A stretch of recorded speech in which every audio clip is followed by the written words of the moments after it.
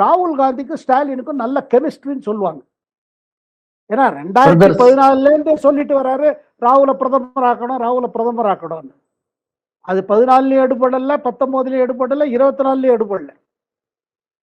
ஆனா இப்ப திமுக புரிஞ்சிருச்சு என்னன்னா காங்கிரஸுக்கு வலிமை மெங்கெல்லாம் குறைஞ்சிருச்சு.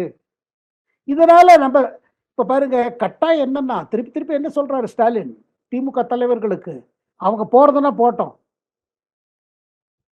நம்ம அவங்கள வச்சுட்டு இருக்கோம்னா ஒரு மதுசாரப்பட்ட ஒரு அரசியல் செய்வதற்கு நமக்கு ஒரு கூட்டணி இருக்கிற பிராண்ட் காமிக்கிறதுக்கு வச்சிருக்கோம் போர்டுக்காக.